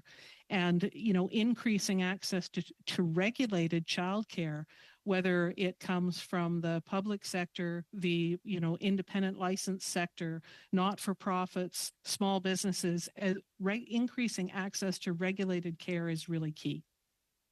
No. Well, I want to make sure you bring those concerns to the Ford government, because they did sign the agreement with the federal government. So I'm hoping you share those concerns with them too, please. Thank you. Thank you for your work. Thank you. Thanks very much. We're now going to move it over to Audran LaRoche. You have 6 minutes. Merci, Madame. Thank you, Madam Chair.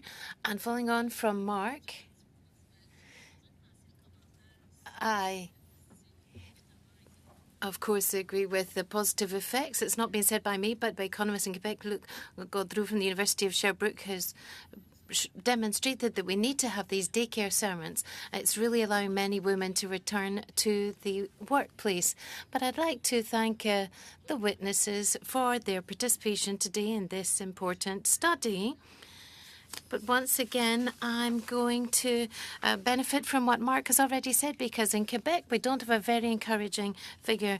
740 elected officials that have resigned the last few years. So turning to you, Mayor, we are carrying out a study here on economic empowerment of women. And for me, it's important for women to go into so-called non-traditional sectors, such as the political sector, which remains a boys' club. And that is part of the way in which we can have more economic empowerment for women. They have to be able to pursue any job that they wish to do. But out of these 740 elected officials, it's not just women who are resigning. I don't want to generalize. There are men, for example, there's one in my writing who's talked about bullying as a factor which led to him resigning as mayor of his city. But we know it's also affecting women who have mentioned this factor of harassment or bullying. So, Mayor, my colleague has asked you how we can reduce the number of people resigning, but I'd like to ask you to talk about other solutions. How can we actually counter hate online, for example? Because I think we have to really attack that type of violence. Otherwise, women really won't want to enter into the political fray, because they'll say, I don't want to expose myself to that type of violence. Now, I'm a politician. I also have a 2-year daughter. I don't want to expose her to these heinous, hateful comments, and I may have to take care of aging parents. So I'm in the sandwich generation with this emotional overload, and how that can actually contribute, in fact, to women not wanting to participate as much in leadership positions. We were saying, for example, the question of there not being so many women entrepreneurs either anymore.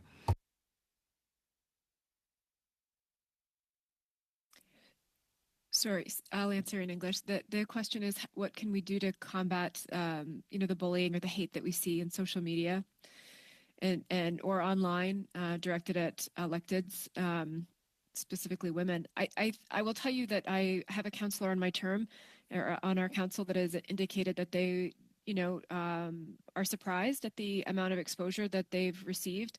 There's a counselor in a neighboring community that was targeted for bullying because they wanted to review a certain bylaw that raised questions from around gun legislation. So women in leadership, again, I think is the first start because we support each other. But in terms of combating the negativity on social media, all I can tell you is what we've done in our small community, which is attempt to ignore it. I think it's very hard. It's not fair. As elected officials, we're bound to a code of conduct as far as engaging with the public in this regard, as far as defending ourselves or trying to set the record straight. It seems maybe that you bring on an onslaught. Even, I'm sure some elected officials at the provincial and the federal level are dealing with this type of online negativity, violence, even defamatory comments from other members. So for us, I think that there's a policy or there's a legislative mechanism that can be made where, the public has a lot of resources to report the bad actions of elected officials, certainly. But I feel, as an elected official, I have very little recourse to deal with the bad actions of the public. I've had the public at my doorstep. I've had to, we've instituted those anti-harassment policies for a reason, because it's the only way we could figure out how to deal with that was to attempt to legally acknowledge that this behavior isn't acceptable. But it does spill to social media, and your personal life and your family is exposed in a way that is absolutely unpleasant.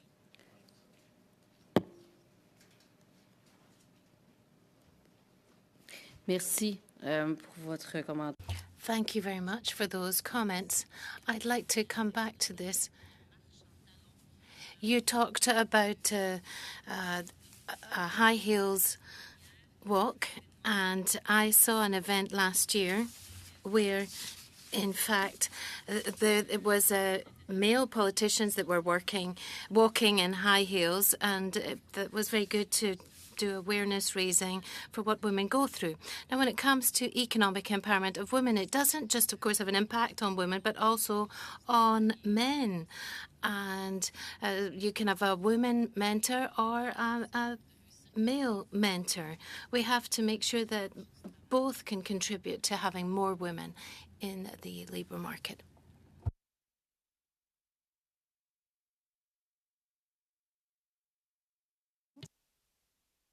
Respond. I'm sorry. As far as having, was the question for me as far as having men participate in the walk or its allies? Yes. So in order to make sure that we that we're inclusive even of people that are not able to walk in high heels, because legitimately it's a challenge.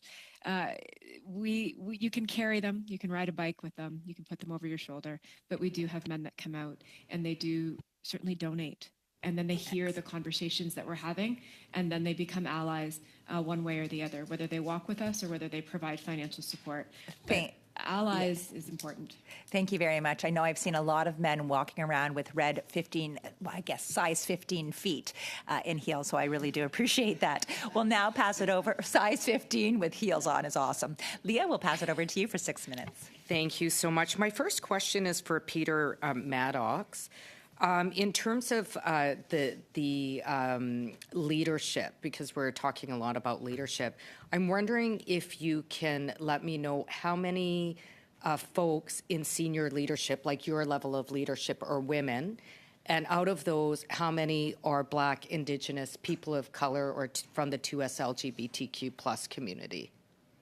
Yeah, great question. Certainly in terms of our membership, in Canada for the companies. So a lot of our, just to give you a sense. Oh, sorry, just because I have a limited time, like in terms of upper management, I'm not talking about independent business owners. I'm talking about. But upper management in Canada, I would say of our members, it's about 80% are led by women.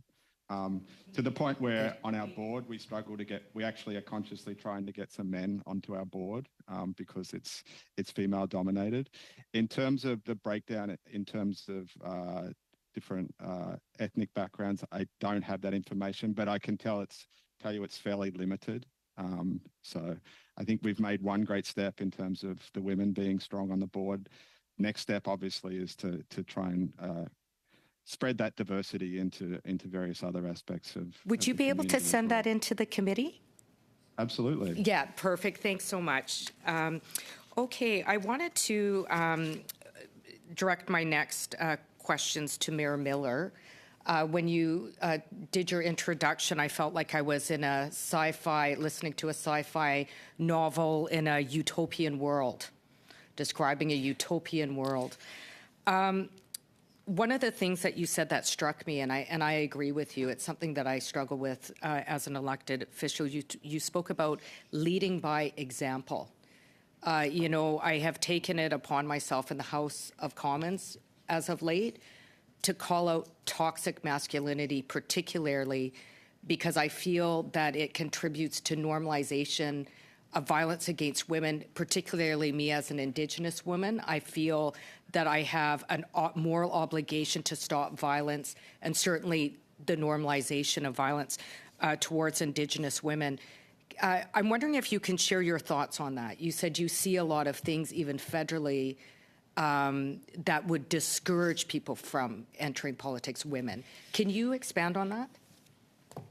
I think it's my experience, and I need to be clear that I'm a mayor of a very small municipality with no aspirations to move beyond provincial or federal politics or beyond municipal politics into provincial or federal politics. And it's all a very new world to me. I think my focus, and a lot of women that might enter into municipal politics, their focus is policy and administration of policy that supports their communities. So the work, they want to do the work. And what gets in the way of the work is a toxic environment where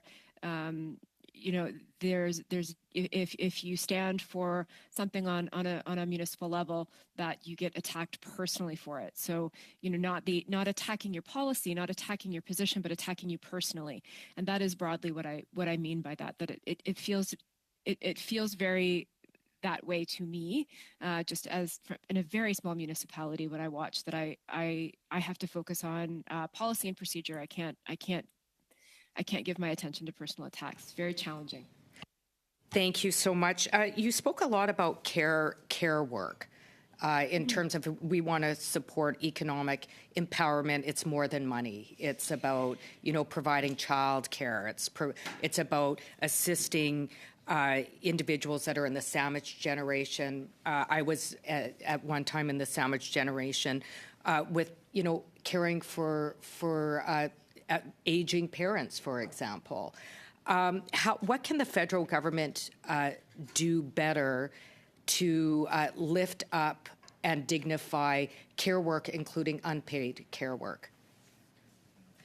Well, I would say, speaking, with a rural mindset, and the fact that our rural municipality doesn't have access to either public or private daycare options or public or private senior care options, that perhaps there be some recognition of that fact that there is a separation between maybe what is supported in cities and what is supported for rural, municipalities with rural designations or isolated designations, and particularly that funding those programs or public programs become more standardized and not with a cost share, that they become fully funded in rural situations, daycare or senior care, senior care work, that those positions are actually funded through the networks that would support rural communities, but that they be afforded positions to support those communities. So just, one of the things that I put forward in this parliament is Bill C-223 to implement a guaranteed livable basic income. I'll give you a couple of examples why. Many seniors who are women that worked in unpaid care work for their life are, their kids grow up, they have no pension to benefit off a guaranteed livable basic income. We know that the current GIS system is not livable for seniors in this country. Would a guaranteed livable basic income assist, particularly in rural and remote areas, to offset the issues around childcare and other care? You have about 10 seconds to respond.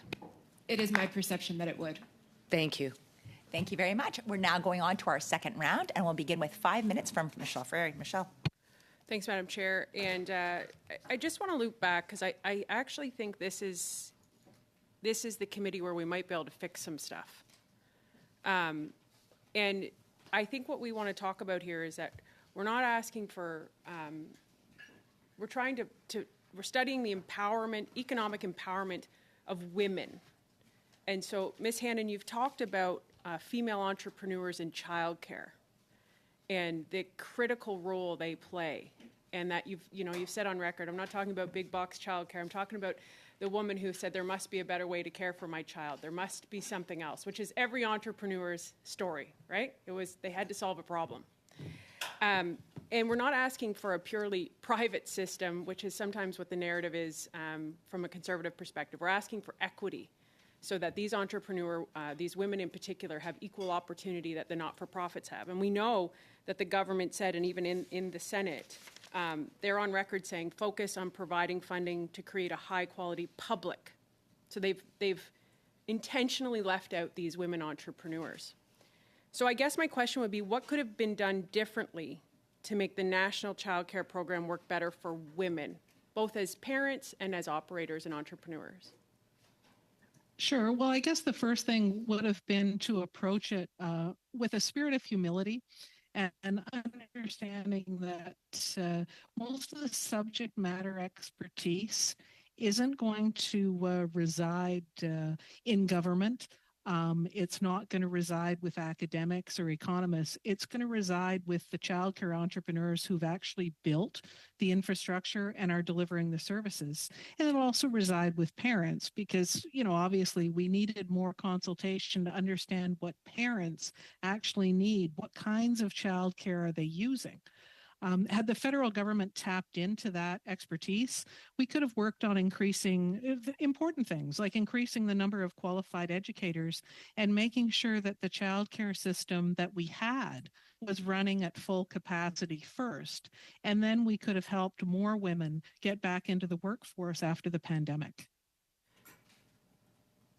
Ms. Hannon, you've brought up something today that I think would be really vital, and I'm going to ask you your thoughts on this, and I'm going to put it to the committee as possibly a friendly agreement. Do you think it would be valuable for this committee to hear from the chair of the National Council?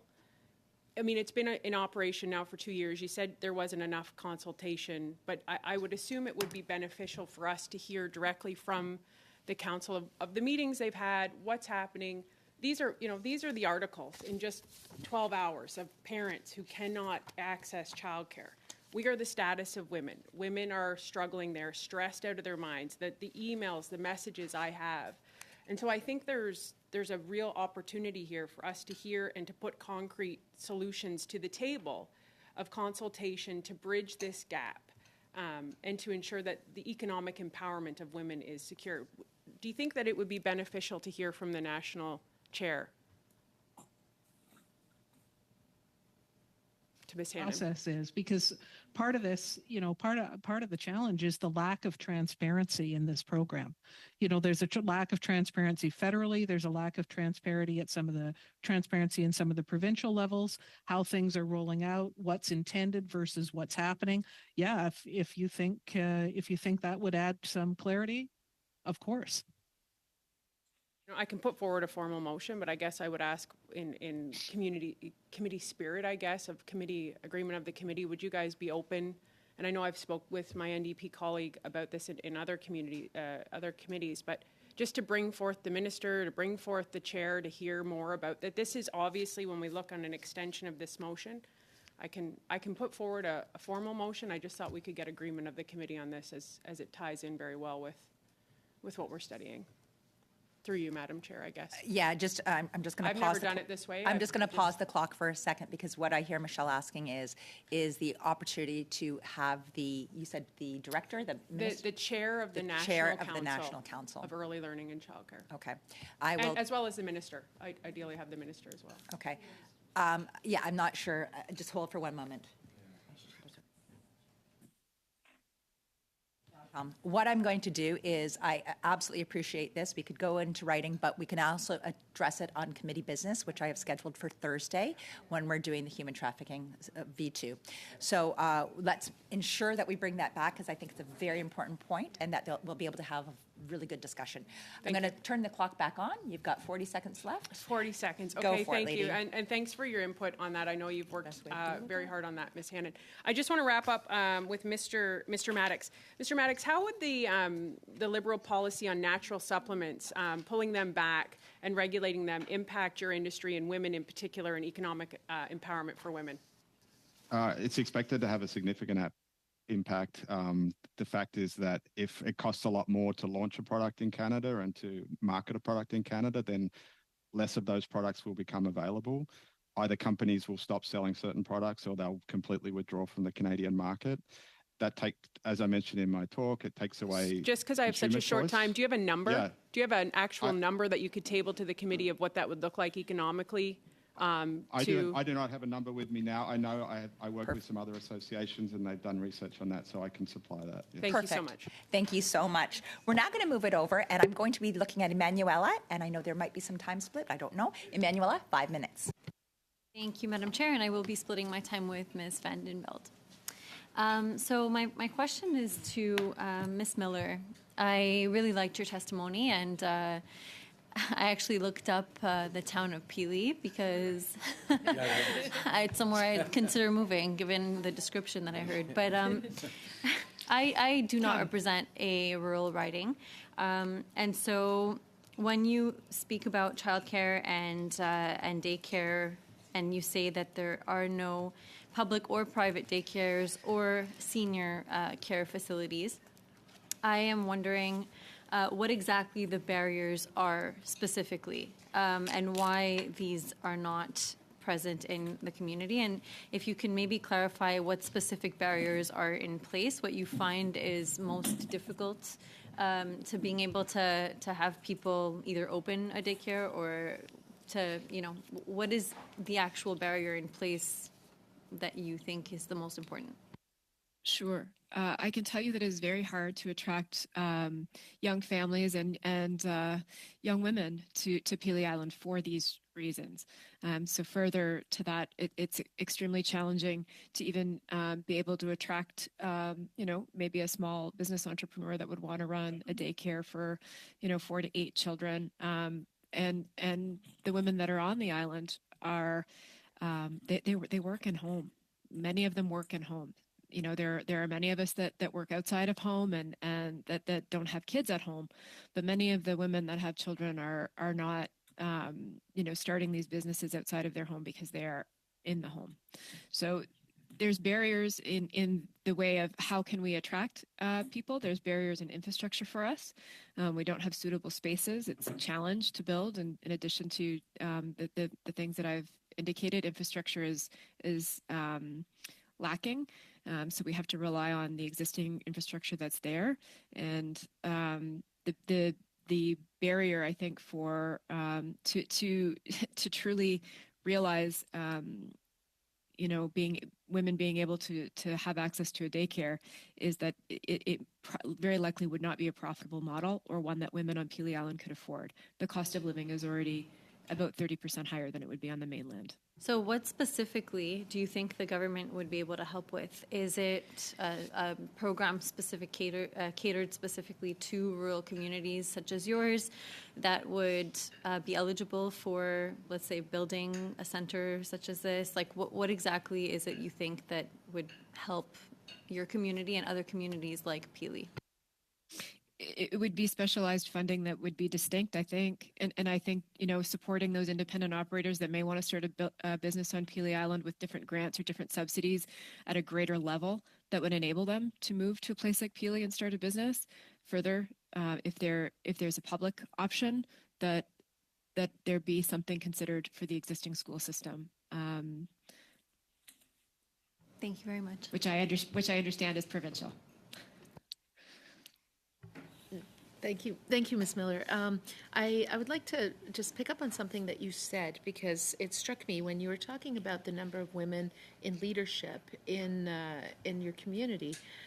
you said something about, can you imagine if it had been for the last 100 years? So obviously, you're saying that despite the fact that women are there, the last 100 years, it hasn't been women, which means that there are structures in place, there are practices, there are procedures that have been very masculine that are obviously limiting. I wonder if you could talk a little bit about these structural barriers. Well, I can speak specifically. For example, our senior leadership team is female. We have currently our township administrator, which many other municipalities refer to as the CAO, out on family leave right now.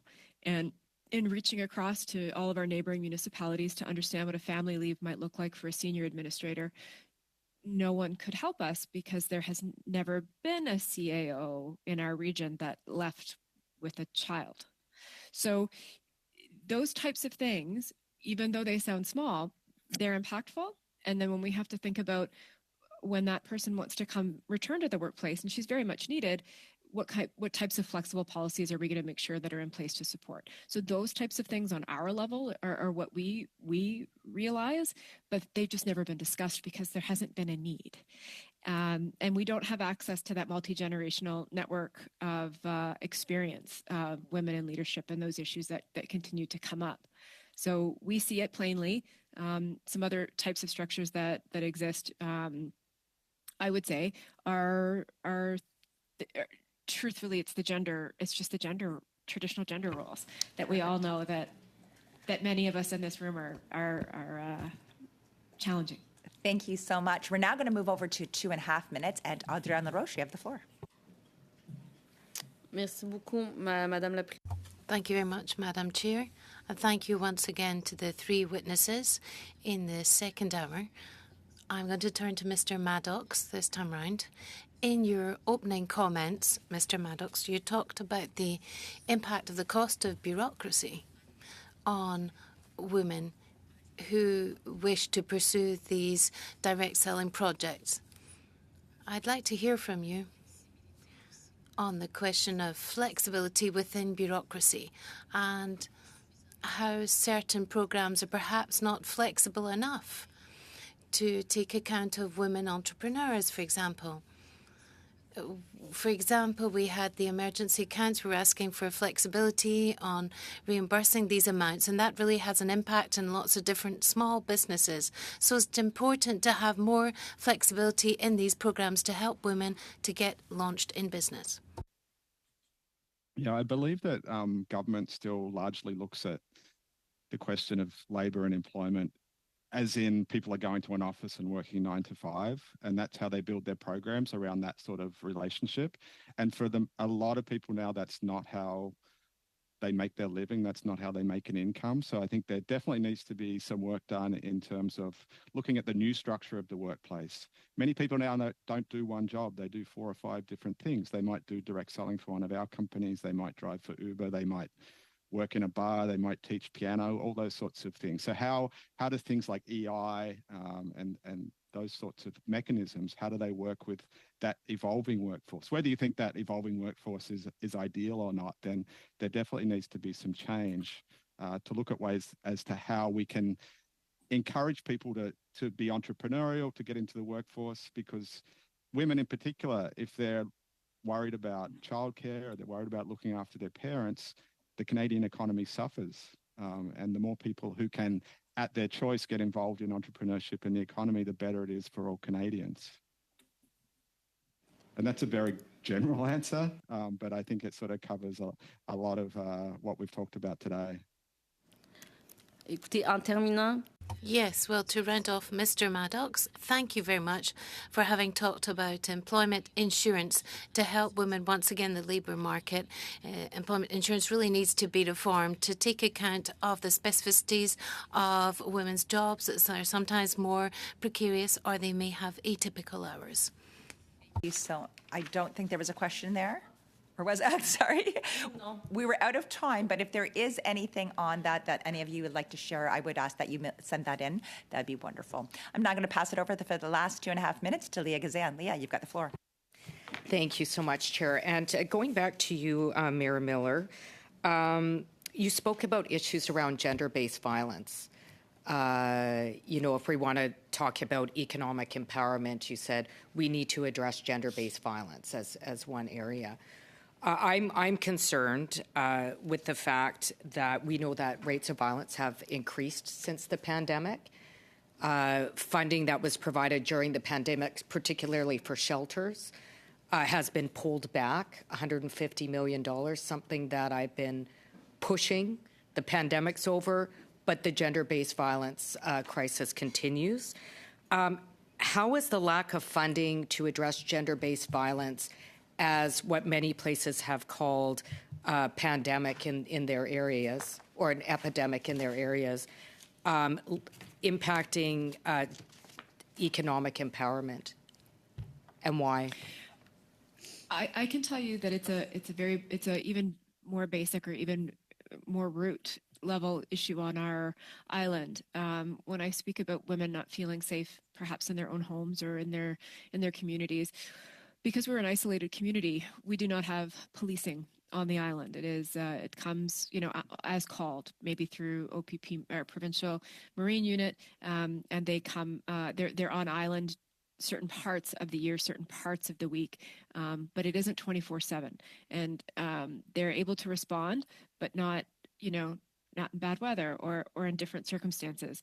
So, when we don't have access to even a room for someone to go to be safe or to be supported, something that could be delivered potentially, through funding directly to the municipality, or something that could be funded through our healthcare providers. It puts women in a space where I don't need to explain. They probably just simply won't call the police. They might just carry on and try and hope for the best. And so we feel that I feel personally that is a gap for rural community, and funding specifically to municipalities to support programs or bring in programs through healthcare providers that would create a safe space for women in crisis, in high need, would be appropriate.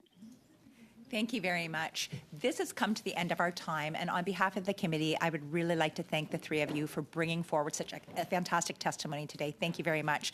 Just a reminder to the committee, starting on Thursday, we will be doing version 2 of the human trafficking study. Please ensure that you bring your report. It was just updated, should have been received in your office on Thursday. And also, if we have not done, make sure you send in for the red dress study that's coming up. Our deadline is Friday, February the 16th. For witnesses for red dress alert. Seeing no further questions or comments, today's meeting is adjourned.